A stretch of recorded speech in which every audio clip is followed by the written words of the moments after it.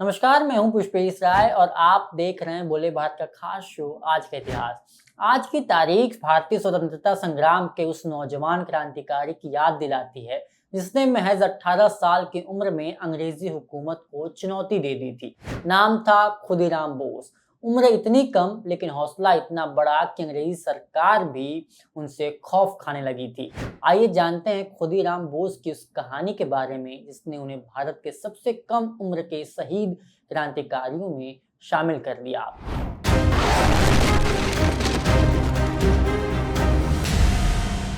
खुदीराम बोस का जन्म 3 दिसंबर 1889 को बंगाल के मिदानपुर जिले में हबीबपुर गांव में हुआ था। बचपन से ही उनके मन में देश को अंग्रेजी हुकूमत से आजाद कराने का जुनून था। जब देश में बंगाल विभाजन के खिलाफ आंदोलन तेज हुआ तो खुदीराम भी स्वदेशी आंदोलन से जुड़ गए। कहा जाता है कि वे बेहद कम उम्र में ही देशभक्ति से जुड़े पर्चे बांटने लगे थे और अंग्रेजी शासन के खिलाफ लोगों को जागरूक करते थे। उन दिनों बंगाल में स्वदेशी आंदोलन का असर इतना गहरा था कि विदेशी कपड़ों के बहिष्कार के साथ साथ स्थानीय बुनकरों और कारीगरों ने भी स्वदेशी भावना को अपने काम में जगह दी। कई जगह कपड़ों और दूसरे सामानों के जरिए देशभक्ति का संदेश फैलाया जाने लगा।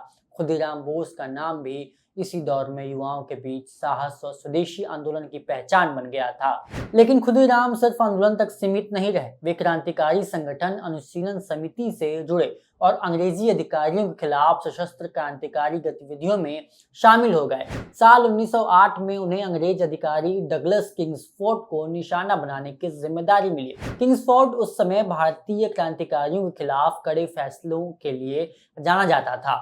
खुदीराम अपने साथी प्रफुल्ल चाकी के साथ मुजफ्फरपुर पहुंचे। 30 अप्रैल 1908 की रात उन्होंने एक बग्घी को किंग्सफोर्ड की गाड़ी समझकर निशाना बनाया, लेकिन गाड़ी में किंग्सफोर्ड नहीं थे। इस घटना में 2 यूरोपीय महिलाओं की मौत हो गई। इसके बाद अंग्रेजी पुलिस ने पूरे इलाके में तलाशी अभियान शुरू किया। खुदीराम कई किलोमीटर पैदल चलने के बाद वैनी स्टेशन के पास पकड़े गए। उस समय उनकी उम्र सिर्फ 18 साल की थी, लेकिन गिरफ्तारी के बाद भी उनके चेहरे पर डर नहीं दिखा। मुकदमा चला और अदालत ने उन्हें फांसी की सजा सुनाई।